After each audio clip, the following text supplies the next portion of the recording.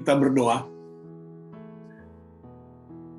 Bapak, terima kasih untuk pertemuan CMNI TP3 Maluku malam ini. Biarlah pertemuan kami tidak sekedar memenuhi jadwal-jadwal pelayanan, tapi sungguh-sungguh sebuah perjumpaan ilahi yang memastikan kami untuk mengalami kuasa kebenaran-Mu. Dalam nama Tuhan Yesus Kristus. Haleluya. Amin. Baik, saya akan bagikan firman Tuhan. Oke. Pak Arthur? Ya, Penes. Dokumennya bisa kelihatan? Jelas, Pak, jelas. Oke. Baik, Bapak-bapak, para pria yang dikasihi Tuhan Yesus Kristus, saya beri judul Pria Menyembah Allah. Dalam brosurnya saya tulis pria berdiri di sini.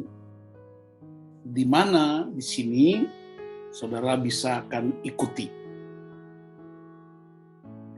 Kejadian pasal 1 ayat 1-3. Pada mulanya Allah menciptakan langit dan bumi. Bumi belum berbentuk dan kosong. Gelap gulita menutupi samudera raya dan roh Allah melayang-layang di atas permukaan air. Perhatikan ayat 2, bumi belum berbentuk dan kosong. Bahasa aslinya tohu wabohu. Bahasa Inggrisnya waste. Tempat pembuangan sampah kalau diterjemahkan secara harafiah. Nah, kalau kita perhatikan baik-baik Alkitab, ya, sebelum Tuhan ciptakan dunia ini, yang pertama-tama Tuhan lakukan ialah menciptakan malaikat-malaikat dari rohnya sendiri. Tentu ada tujuannya.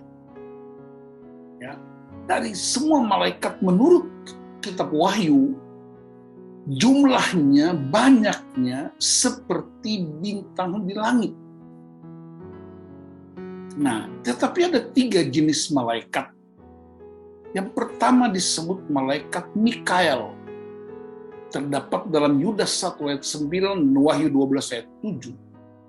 Malaikat Mikael ini tugasnya ialah melakukan perang teritori.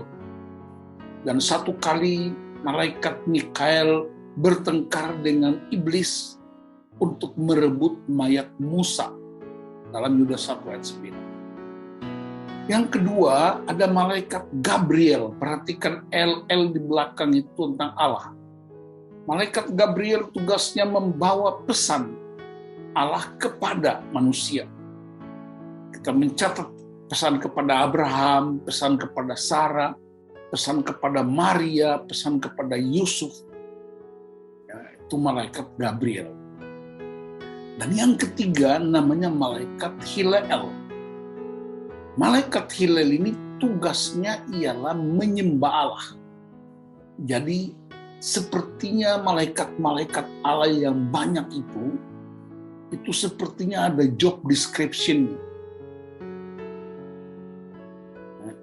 Nah, mari kita perhatikan. Bumi yang belum berbentuk ini, saudara perhatikan di bawah ini, tohu wabohu atau waste ini. Itu sebelum Allah menata dunia, menata bumi, ya, Allah itu disembah oleh malaikat Hilel dengan seluruh pasukannya. Penyembahan yang begitu dahsyat dan ajaib. Begitu hebat penyembahan sehingga orang seringkali berkata orang bernyanyi di bumi seperti malaikat-malaikat di sorga. Dan penyembahan itu kepada Allah luar biasa dahsyat. Tapi kemudian malaikat Hilel ini melihat penyembahan kepada Allah begitu dahsyat.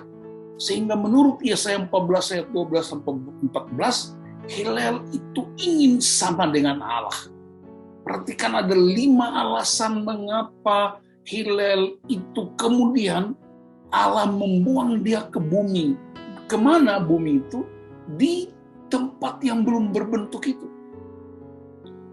Ayat ini berkata Yesaya 14 ayat 12 sampai 14, aku hendak naik ke langit. Aku hendak mendirikan tahtaku. Aku hendak duduk di atas bukit. Aku hendak naik mengatasi ketinggian. Aku hendak menyamai yang maha tinggi. Ada 5 alasan Hillel ingin sama dengan Allah, ingin duduk di atas bukit, di atas yang lain, ingin mendirikan tahta sendiri, ingin mengatasi ketinggian dari semua malaikat yang lain, dan bahkan ingin sama dengan Allah.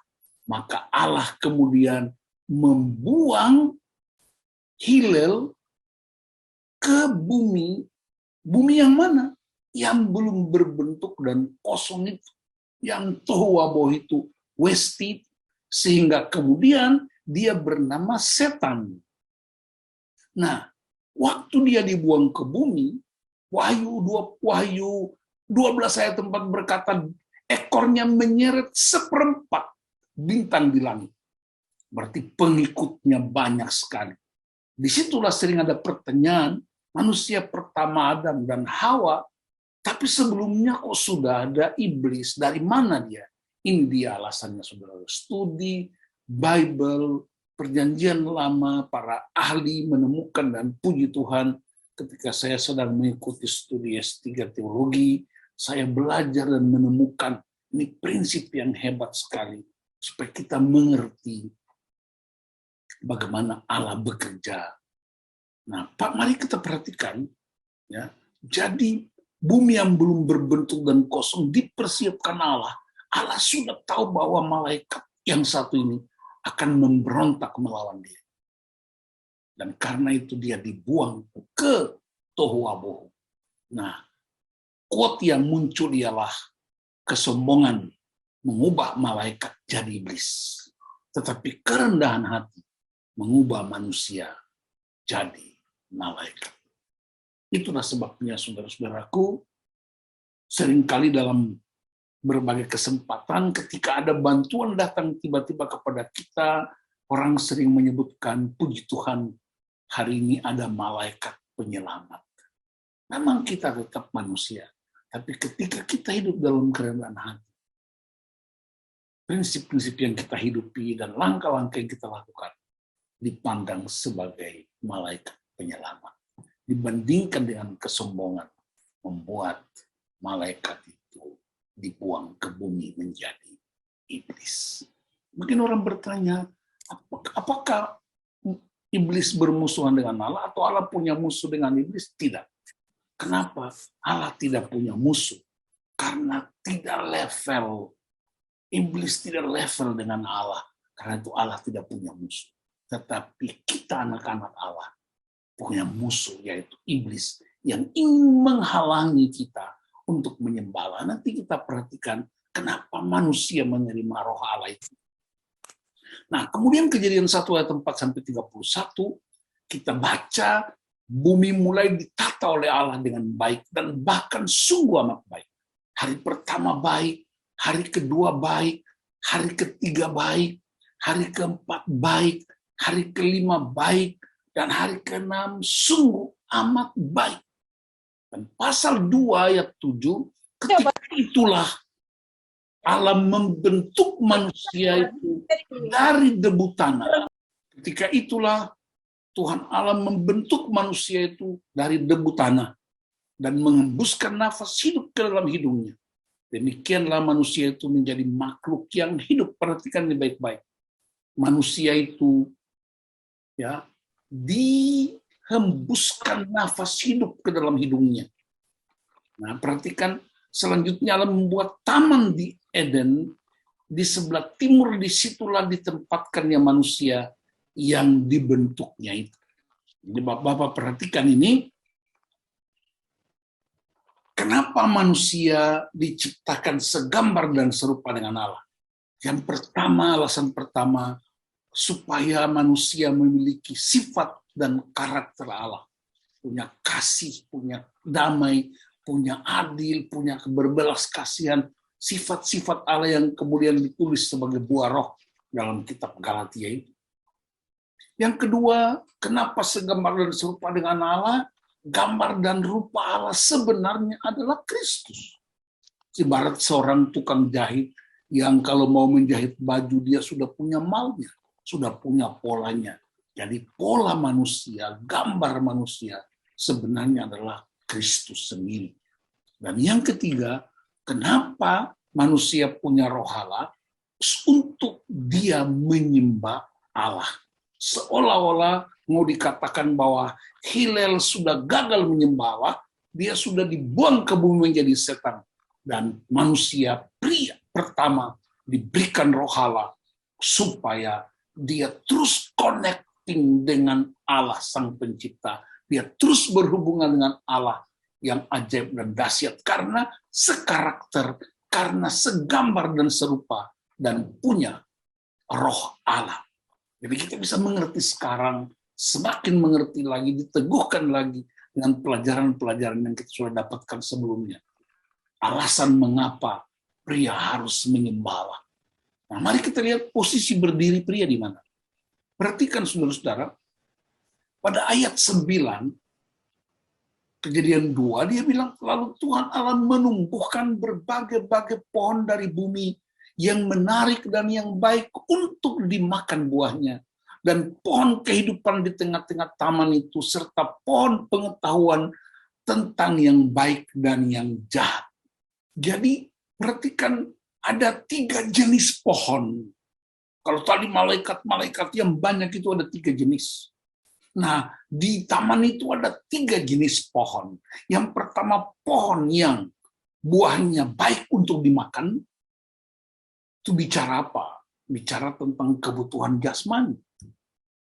Pohon kehidupan, bicara tentang sumber kehidupan, bicara tentang kebutuhan spiritual, dan pohon pengetahuan tentang yang baik dan yang jahat, bicara tentang pengetahuan, hikmat-hikmat. Jadi dengan perkataan lain, ada pemeliharaan terhadap tubuh, kebutuhan jasmani, ada pemeliharaan terhadap kebutuhan rohani, pohon kehidupan, dan pohon pengetahuan yang baik dan jahat, bicara tentang kebutuhan jiwa, pengetahuan, dan hikmat.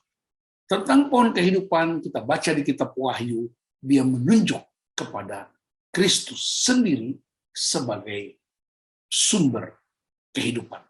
Nah, untuk poin yang ketiga ini, manusia kemudian dia menyalahgunakan dan dia jatuh karena mengandalkan pengetahuan tidak bersumber pada hikmat Allah. Mari kita lihat posisi berikutnya di mana pria berdiri. Taman Eden, di situ manusia gagal dan jatuh. Dia mengambil buah yang dilarang Tuhan, sehingga dia jatuh ke dalam dosa. Tetapi ada satu taman lagi, Taman Getsemani. Yesus mengambil cawan menuju salib untuk menebus dosa di Taman Eden dan seluruh keturunan Taman Eden itu. Dan ada taman yang ketiga yang disebut Taman Kota yang Indah. Dalam Wahyu 21 disebutkan Yerusalem baru. Artinya ketika Allah menciptakan manusia, dia sediakan seluruh kebutuhannya, dia ciptakan tempat yang indah buat manusia, tapi manusia menyalahgunakannya. Tapi ada Adam yang baru, yang di Taman Getsemani itu, dia harus mengambil cawan itu, dia memikul salib itu, untuk menebus dosa manusia. Dan yang ketiga, ketika Yesus datang kedua kalinya, dia akan membawa anak-anak yang menyembahnya.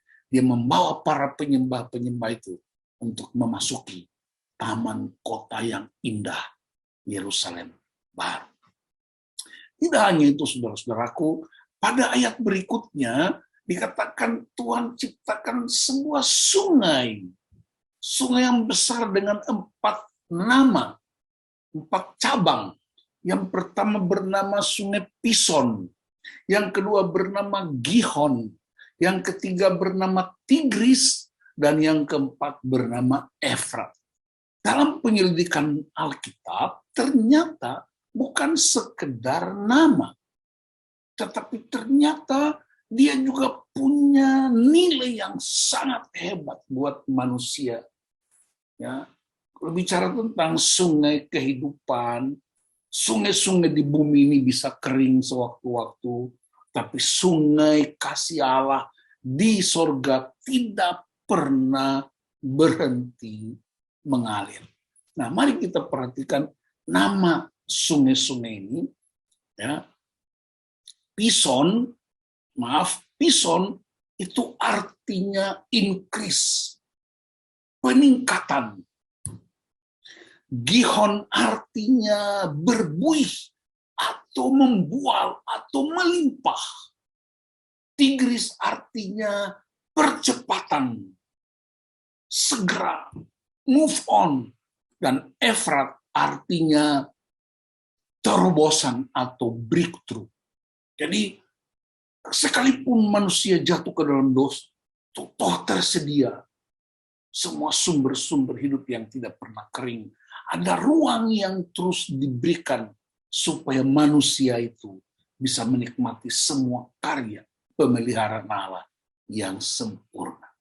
Nah, saudara-saudaraku, manusia jatuh dalam dosa dan ternyata Allah mencari manusia. Dalam Kejadian 3:21, Allah mencari manusia itu, dia menyembelih seekor domba, disebut hewan, dari para ahli menyebutnya seekor domba, kulitnya dipakaikan kepada manusia itu untuk membuktikan bahwa Allah urus dosa manusia, bukan hanya baru di kayu salib, tapi sejak pertama di Taman Eden, Allah sudah peduli dengan manusia, bahkan Allah terlibat memulihkan manusia, menutup tubuhnya supaya tidak malu, tapi darah domba itu telah dicurahkan pertama di Taman Eden.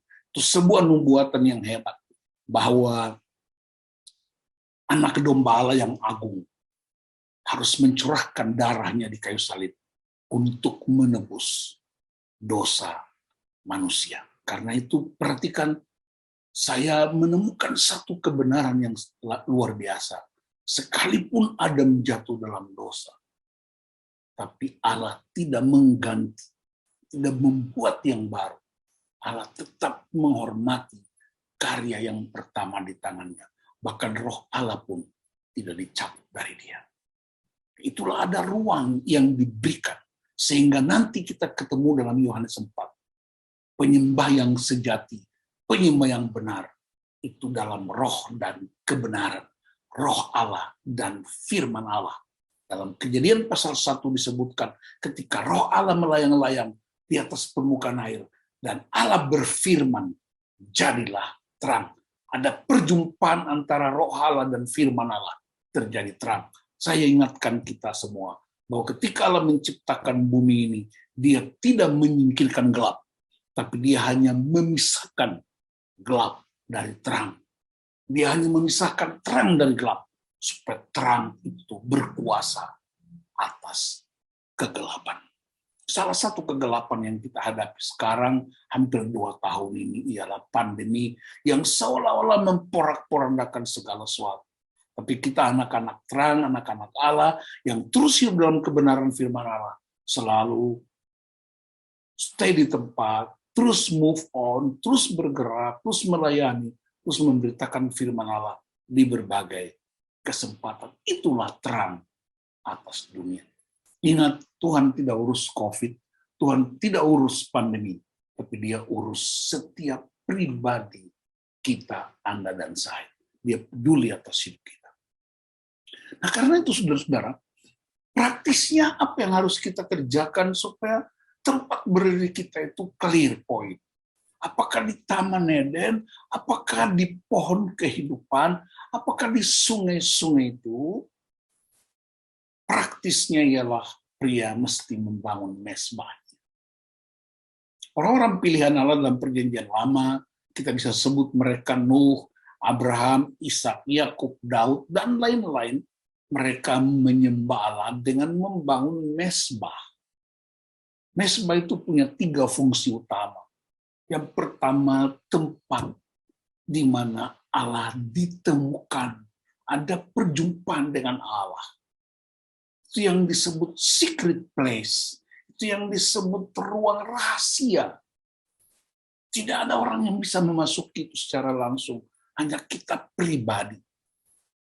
Yang kedua, tempat mempersembahkan kurban bagi Allah sebagai tanda ungkapan syukur mengakui kedaulatan Allah.